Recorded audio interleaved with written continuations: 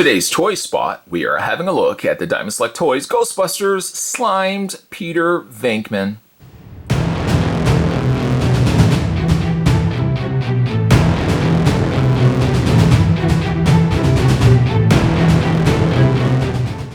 Yes, poor Peter Venkman has gotten slimed courtesy of one Slimer.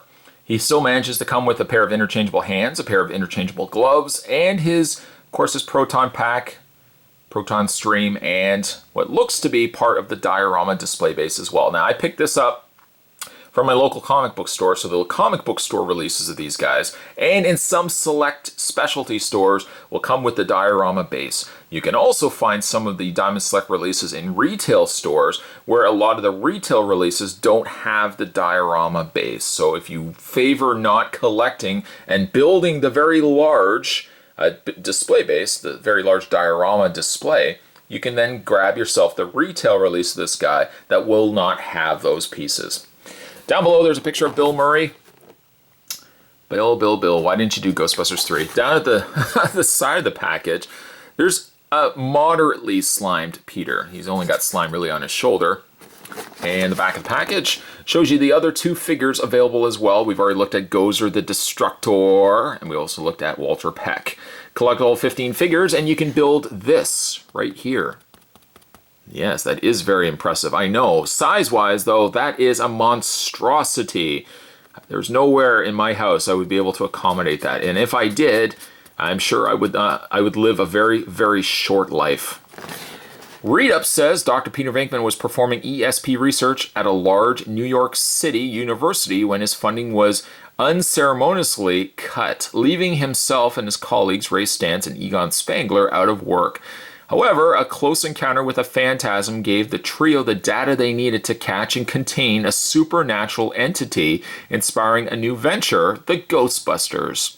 Acting as the public face and spokesman for the team, Peter became the first team member to be, quote, slimed by a ghost. On their first successful mission at the Hotel Sedgwick, dealt with Walter Peck when the group came under investigation by EPA, and it was Peter's close attention to client Dana Barrett that revealed an attempted incursion into our dimension by Sumerian god Gozer the Destructor.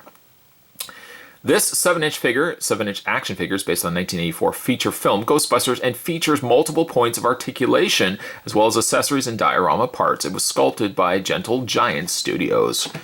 To check out more from the folks over at Diamond Select Toys, head over to www.diamondselecttoys.com. And also, if you can't find a comic book store in your area as well, not Comic Shop Locator, but you can also go to 188 Comic Book, which is a phone number I guess you can call in as well. I didn't think you could just call in. I guess you could call in, give your zip code and your postal code, and they'll say, hey, I wonder if it's automated. They would just say, you know, we have found the following comic book stores in your area: Jamestown, Stevensville, and so on and so forth.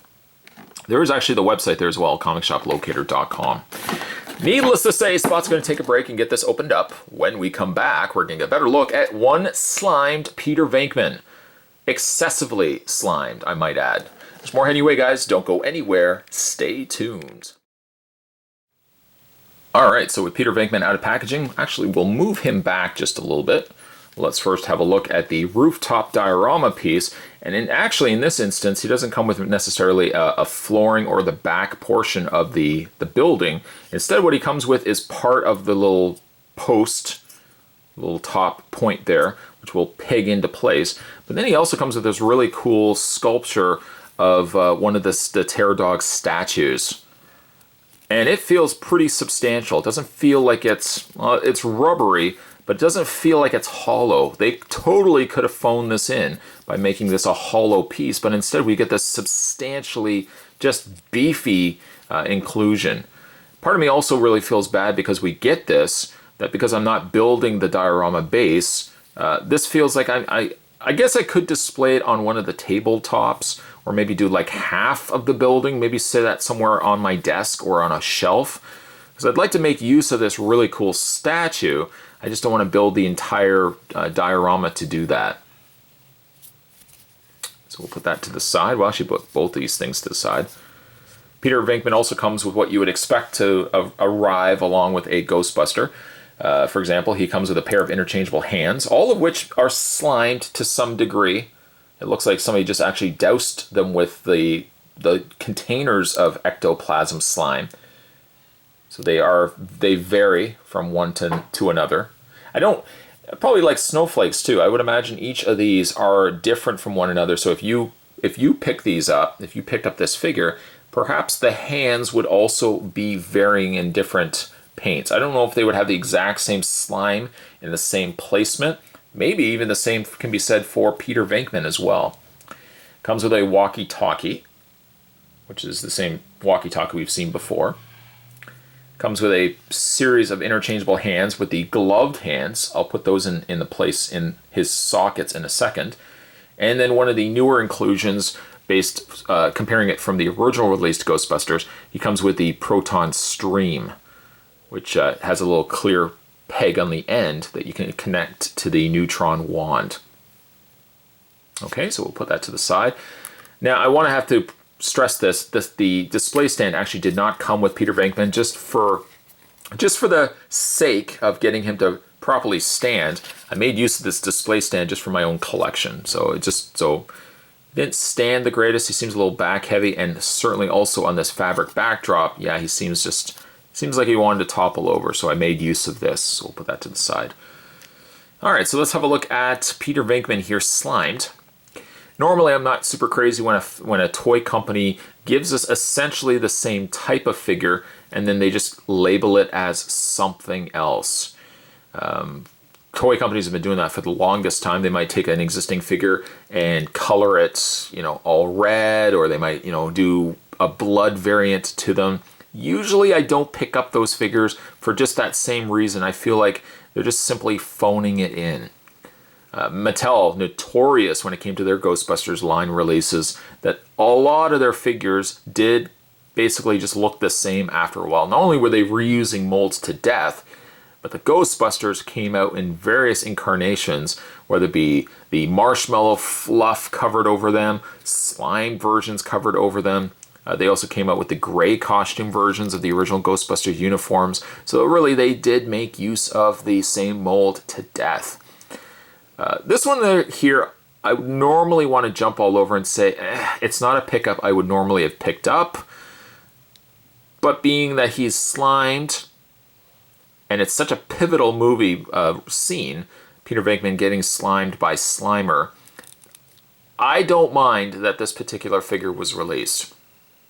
I don't know if I would necessarily need to see still a Ray Stantz slime version, a Winston Zeddemore slime version, or a marshmallow covered, Ray Stantz, or any of those figures necessarily. Maybe if you got one or two of them, like for example, was it Ray Stantz and Winston Zeddemore at the end looking at one another covered in the marshmallow goo? Maybe, but I just don't want this line to turn into, well, we're making use of the same figures, we're just going to color them and do something different to them.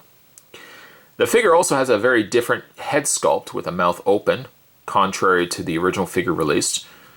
Comes with lots of slime all over him. I like also that they've given the slime a wet look, as opposed to just simply painting over in matte paint.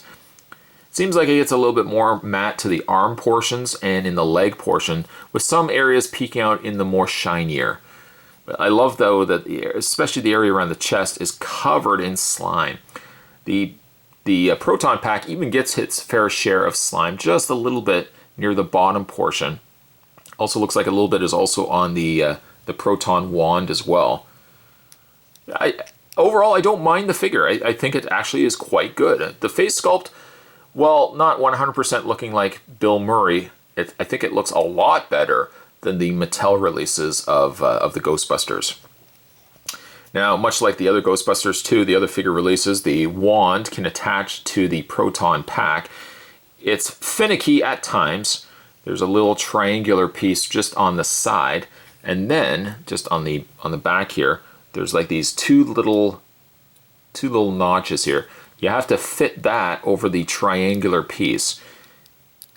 And if you slide it from the top and work your way down, it plugs into place perfectly fine. It stays in place just fine. Or what you can also do too is unpeg it. You can fit it into his hand,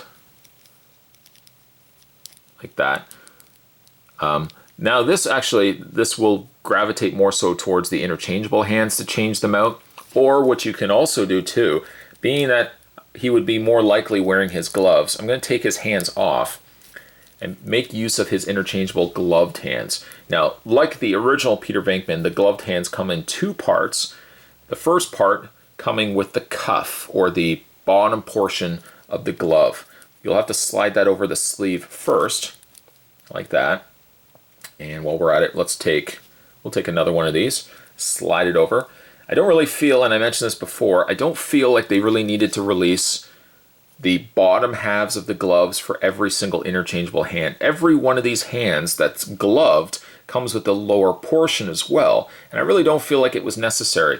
You have extras, yes, if in case you lose one or two of them, but you could easily just make use of the same ends for each of those hands, and then just plug the hands in separately. So let's find a hand that will hold the wand. Just plug that into place like that. You can see how it then looks like a glove. And do the same thing on the other side. Grab that, snap that into place. There we go. And then you can take the wand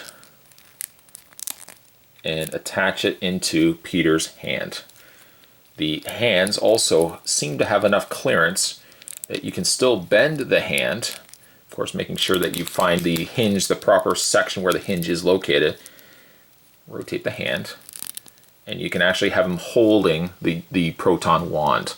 And then from there, you can take the little clip, the clear clip that's attached to the Proton stream, and just attach it to the end like so. Now, what I'm doing right now may not really be relevant to the scene that this is taken from. Because Peter is actually slimed, he's walking down the hallway, he's basically seeing Slimer, and Slimer proceeds to douse him in slime. At no point is he really using the Proton wand until he actually gets into the main hallway there, or the main dining area where the Ghostbusters proceed to capture Slimer. And it looks great. I mean, I love displaying the original 4 Ghostbusters with their corresponding streams. Although the originals did not have the clear clips, but I still like to display them with the streams. This particular release, being that he's slimed Peter, I don't know if I would necessarily display him with the Proton wand. However, what I might do, I just attach, so you find the clip here, attach the clip back to the Proton pack. It is a little late, I think, unfortunately, to do this. But I probably would end up having him displayed with the walkie-talkie in hand.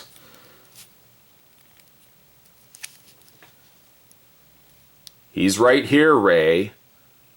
He's looking at me. I probably would display him like this. Of course, I would probably also have the walkie-talkie facing the right way. Now, this is, again, all after the fact. He's already slimed. It would make no sense that he's got his walkie-talkie on by now, or that he's using it right now, but I probably would display him like such. Let's go ahead and take this out of his hand and kind of just move all the accessories out of the way. When it comes to Pete Venkman's articulation, it's basically the same as what we saw with the other Ghostbuster releases. His head is on a full ball joint, full rotation there, up and down. His shoulders hinge out, full rotation on the arms. Now, he has a bend in the elbow. I don't know if you noticed it during the course of this review. You have to make sure that the hinge is facing the right way. See the little slot right here? This slot will allow you to bend the elbow. If you have it facing the wrong way, and you're like right now, and you try to bend it forward, you're adding stress to it and may potentially break that. So be aware of where that joint is. The hands also do rotate, providing you actually get them completely into their socket. Let's plug it back into place. Full rotation on the hands, as well as a hinge back and forth. He has an upper torso ball joint. He has a lower waist swivel. Forward and back motion and out on the legs. Luckily, the belt that he wears stays loose enough that you can move the legs, and this doesn't seem to hinder it at all. He has a top 3/4 swivel, or 3/4 thigh cut swivel, about 3/4 up the thigh area. Double hinge on the knee. And then he's got a hinge and rotation in his foot, as you can see right there. It's also to know as well that I feel like the legs are a little on the loose side.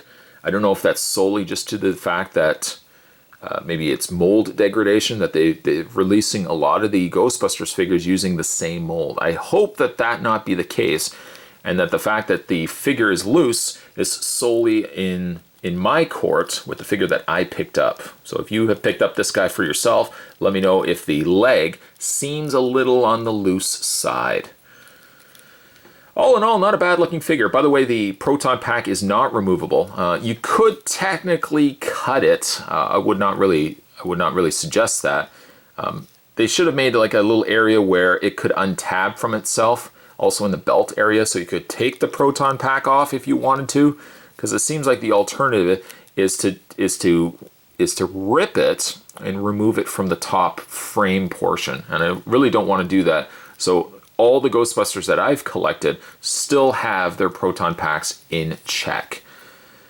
Not a bad, again, looking figure. Most of the time, I'm really not interested in recolors, repaints. Essentially, if you're getting the same figure again, and just slightly changed on paint, I don't really like picking up figures like that. But a slimed Peter Venkman, for how good he turned out, I'm really glad that I was able to grab this guy. Side note, I don't know if I would want to see so many more Ghostbusters giving us the same figures with just variations. I don't need 4 slimed Ghostbusters, and I don't really think I need 4 marshmallow slimed Ghostbusters either. 1 or 2 is fine, but I don't know if I'd want to see all 4 figures get that same treatment. If we get a figure like this, perfectly fine, but to get 4 Ghostbusters all like this, or all covered in marshmallow fluff, I would not want to sacrifice getting a really cool, unique figure in favor of getting 4 Ghostbusters that look all the same. So let's hope that the trend does not continue. Hopefully Diamond Select have learned something from the dismal presentation of what we got with Mattel. Mattel did it wrong. So far, Diamond Select is doing it right. Today's Toy Spot, we were having a look. This was the new Ghostbusters wave. And we're looking today at slimed Peter Venkman. Stay tuned, guys. Spot's going to have more Toy Spots heading your way. Thanks for watching. I'll see you next time.